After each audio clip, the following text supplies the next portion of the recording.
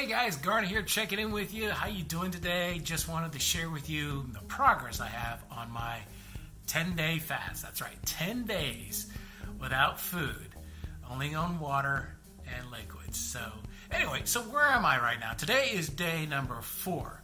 That's right, day number 4. In fact, I got 12 more hours before I finish. I started on a Sunday evening, and right now so Sunday evening around 9 p.m., and right now it is Thursday, get that right, Thursday at 9 a.m. So basically, how's everything going? I'm doing just fine. I mean, my longest is 6 days. So let me just recap and give a summary for you. I am doing this 10-day fast for 2 major reasons. Number 1 is spiritual. Really just to build my faith up, build up my spirituality, deepen prayer, meditation around that. And the second one is around health and cleansing. And so let me talk about what I have done so far. So before I get started, do a little short disclaimer. Before you do anything that I'm doing, I would recommend that you talk to your doctor, your physician, your family physician, your dietitian, and whoever else you work with for your lifestyle.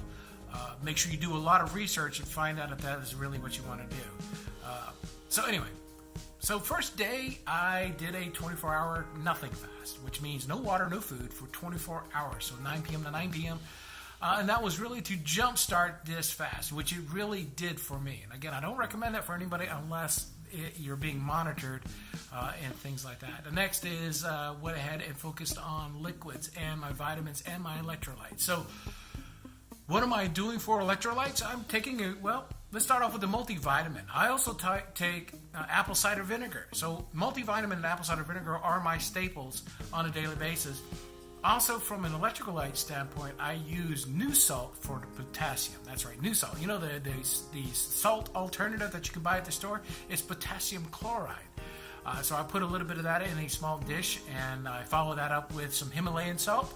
And I also get magnesium citrate, which you could buy from the grocery store or drugstore to chase that. And I chase it all with water to make sure that that's there. And I noticed that on day 2 I had a slight headache. That's because I wasn't keeping up with my electrolytes. So that's something once I took the potassium, magnesium, and my salt, the headache went away immediately, which was really nice. At first on day 2 I was a little tired. Day 2 was, but I overcame that really quickly. I just kept myself hydrated. That evening, there was a Christmas party at our church in which we went to, and they served lasagnas and garlic bread and cannolis and cookies and all of that good stuff. Got to mingle around with folks, but I still stayed true to my fast.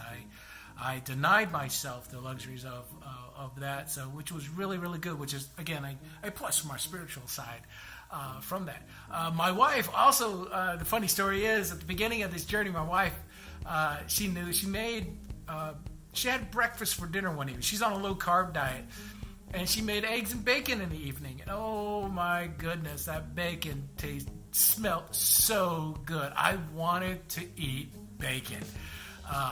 So the first 2 days are always the toughest for me. But day 3, yesterday, went well. I mean, I noticed that instead of having a lot of hanger pains like I had with day 1 and day 2, day 3, they were numbing.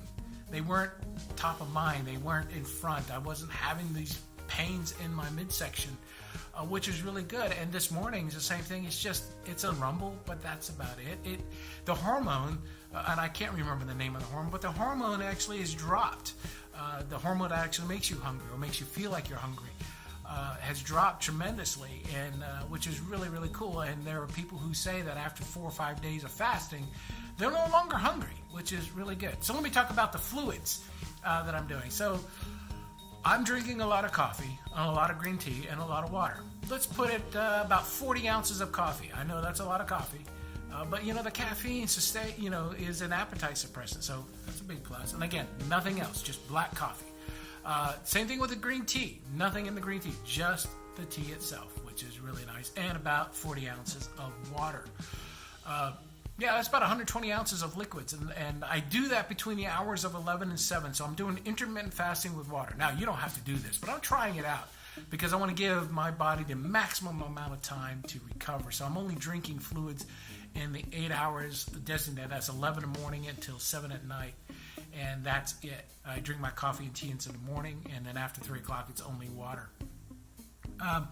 But a side effect that actually started to kick in here is that I am noticing that my taste buds and my sense of smell have really become more sensitive.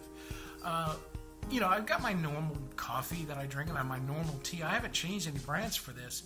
And oh my goodness, I can really taste the coffee. The richness and the boldness of the coffee, the tea, the fruits and the things that are infused in there. It was just, it tasted so good. My sense of smell. Remember that joke about the smelling the bacon in the house?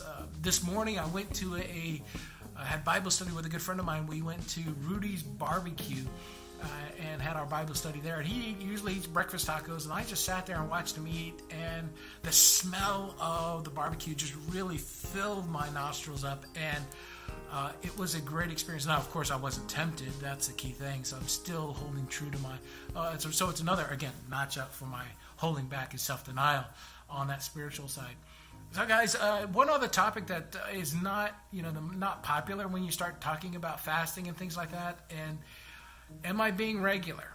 Yeah, it's very few people are talking about it. I know. If you want to skip by it, let's go right ahead. But am I being regular? And the answer is yes. Not to get into too much details, I can't believe after 3 days of not eating food that I'm still regular, which is really interesting, but good, right? Because that means the stuff that was stored inside of me is being pushed out, which is being flushed out, which is really good.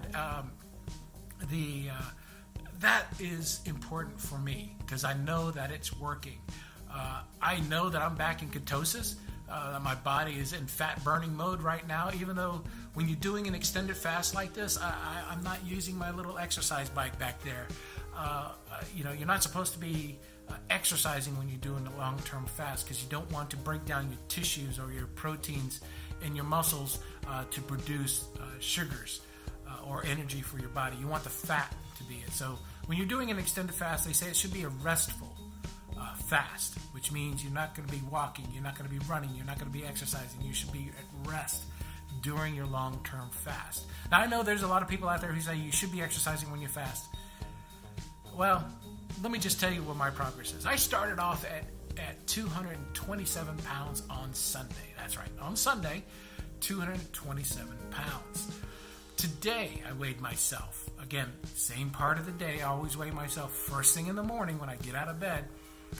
I don't know that's the lightest time that we're most, but I am now at 215. Yeah, pretty amazing. And then in 4 days, I can lose that much weight, which is phenomenal to me. 227 to 215. Now, again, the joke is there a high school reunion party that I need to jump back into my high school clothes right away for this, right? No, but that is a good, joke, right? But the key thing is, I am doing this for long term. I really want to get below my lowest weight that I've done on this keto and intermittent fasting and fasting journey. 215 or 214 is my lowest.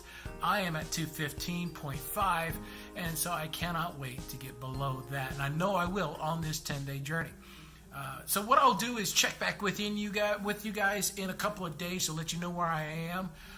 But on the meantime, I've done a couple of videos on my mission trip to Mexico. I'm going to be doing a couple of tech videos.